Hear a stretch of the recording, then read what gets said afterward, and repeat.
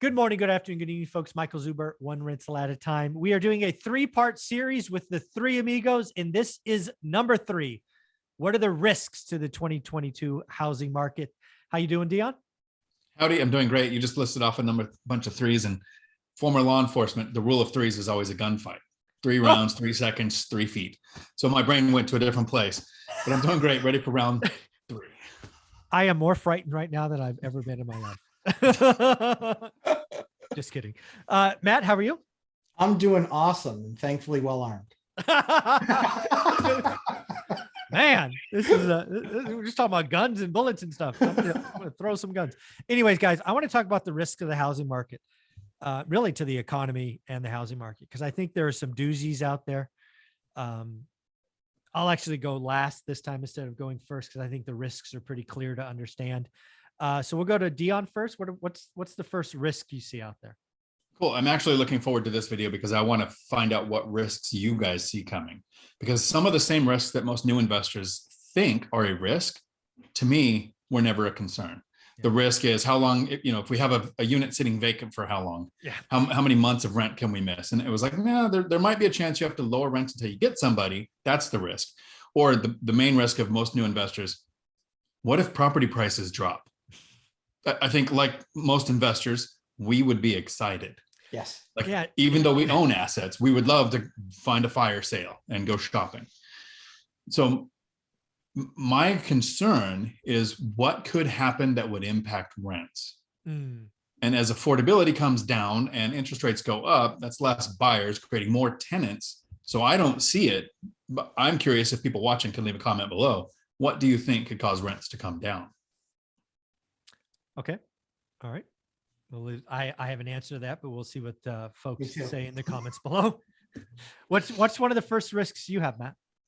I think, so as we kind of went through the portfolio, which is significantly larger than it was 2 years ago, right? Mm-hmm. And so in going through that, we want to make sure that we're properly capitalized. We want to make sure that we've kind of, crossed the T's, dotted the I's, make sure that we're in good shape. I think the biggest risk is going to be tenants that were bailed out over the last 2 years with funds, those no longer being available to them, and them going, well, but I came back for it last time, not available anymore. Oh no, I was kind of counting on that. Lots of tenants aren't particularly great financial planners, many of them. And so the biggest issue that you have is I've actually seen more people apply for assistance now than they did through the entire pandemic. Me too. Through the entire thing, through 2020 and 2021, more people in the last 60 days have applied for assistance. And it's because they got high on the supply. They were living mi vida loca, enjoying themselves, doing some work, sure, but spending out the wazoo. The number of new temporary tags I saw in my driveways last year was enough to make a car salesman blush.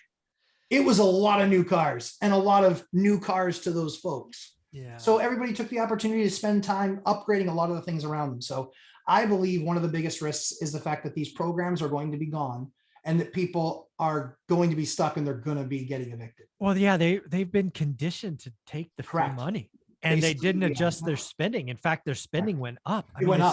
It went up significantly, like the number of shopping trips, the amount of eating out. I mean, so I don't know if any of my tenants watch me here.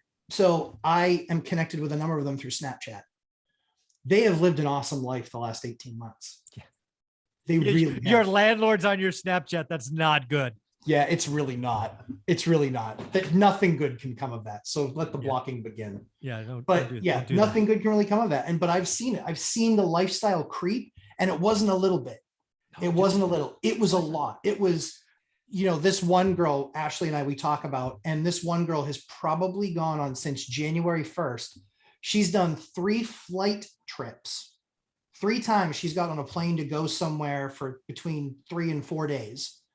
And there's not a Friday or Saturday night that she's not out at a really nice restaurant.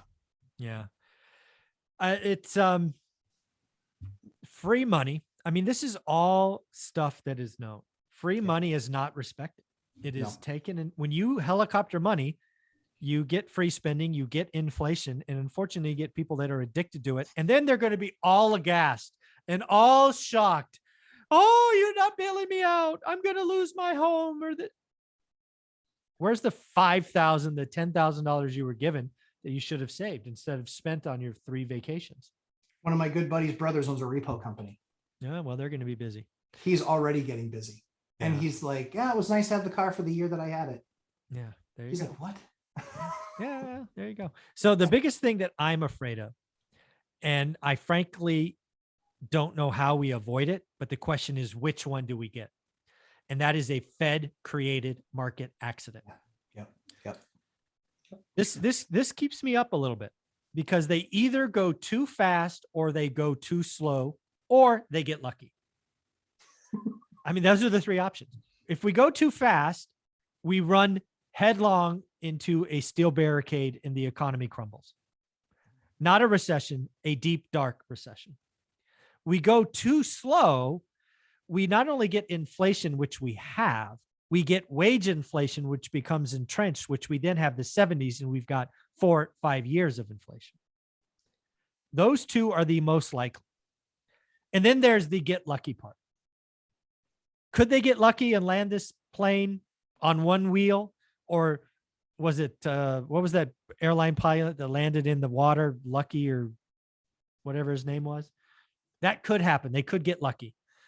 But a Fed accident scares me. I'm a little bit, I suspect that any outcome of a Fed accident really impacts 2023, but we could see the accident in 2022.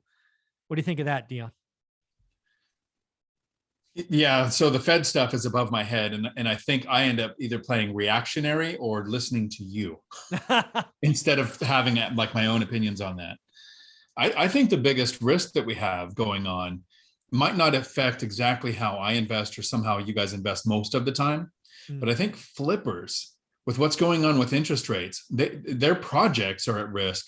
And then there's another strategy that I haven't done yet, but I have an auto search set up for it. I've got the funds for it. I was going to do a BRRRR. I've been looking for a BRRRR for probably 6 months. As that amount increased for me to use my own capital for it, I was looking at doing that. But look what interest rates would have done if I started a BRRRR in January.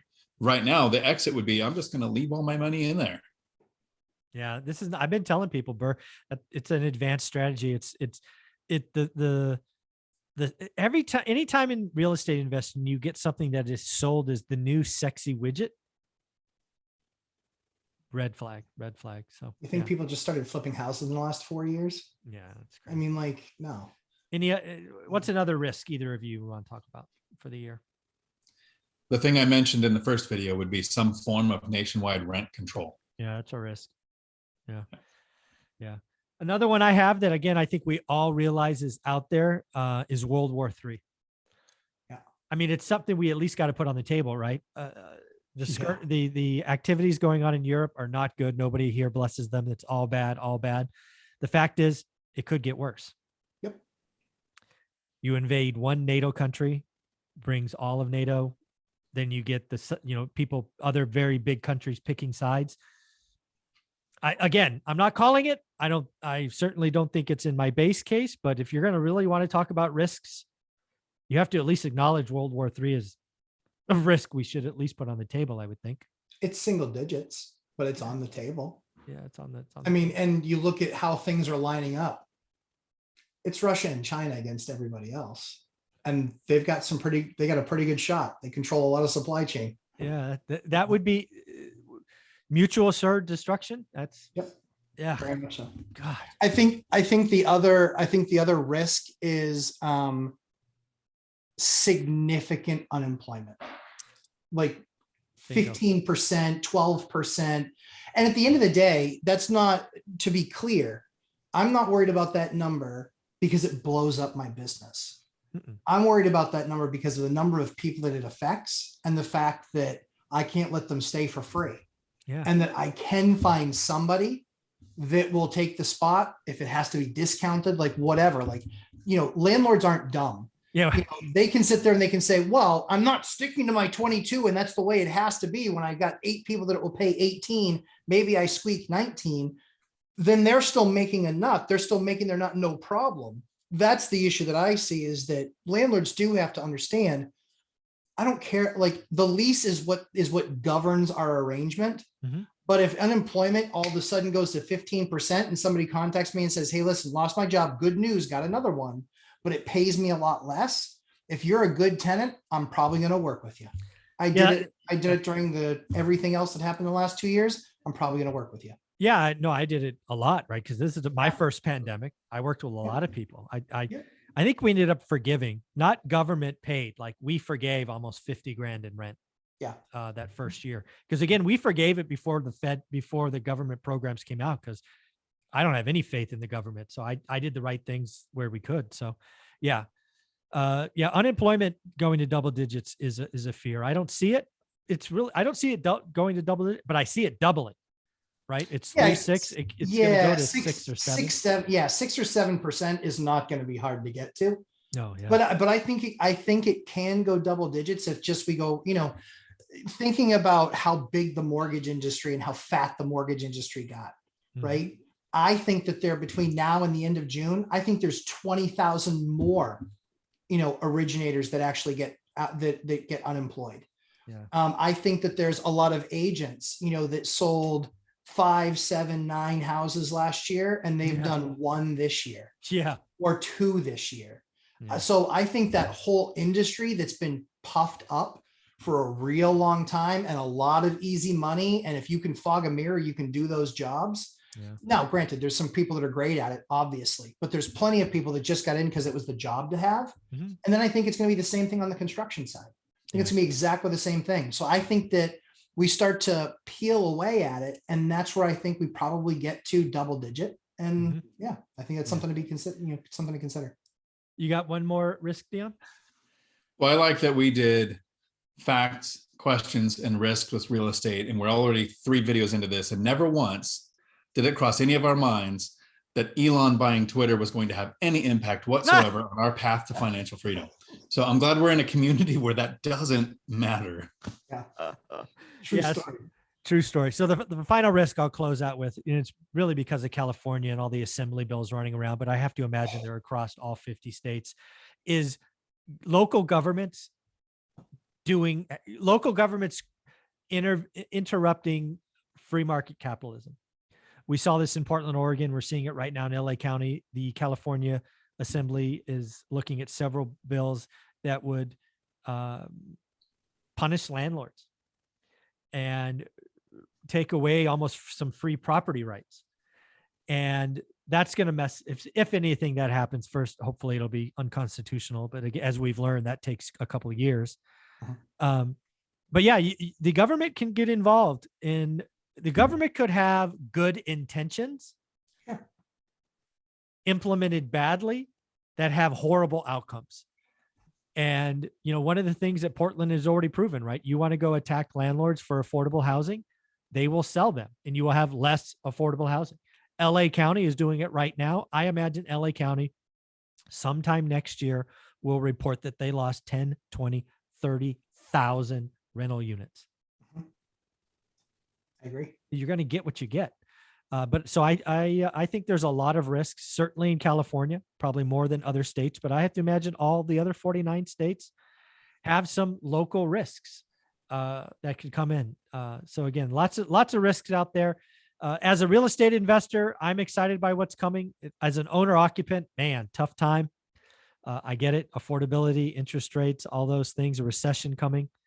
But guys, thank you very much for doing this. Matt, how can people find you? Lumberjack Landlord on YouTube and Lumberjack Landlord on Instagram. And one final point to that, Mike, Portland was just named the worst city to do real estate investing in. I saw that.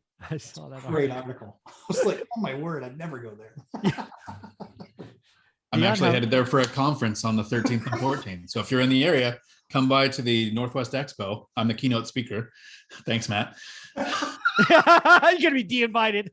What I meant was that's an excellent event. And I'm sure people need to go there to understand how to be a landlord in that area. Yeah. And I think it's a bit worse. Sorry, Mike, go ahead. I was just going to say buy at the bottom. Never mind. Go ahead.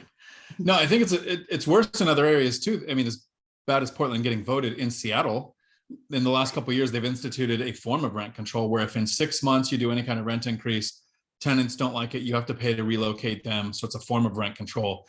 And Seattle lost 3,000 units of rentals in the last year.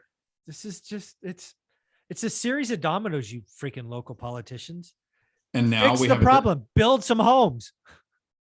right. And now we have a Democratic socialist in Seattle calling for a $30 an hour minimum wage. So that's going to end awesomely. Yes, I expect it will go quite well. How can they find you, big guy? Right here on YouTube, Dion Talk Financial Freedom. Thank you. Thank you.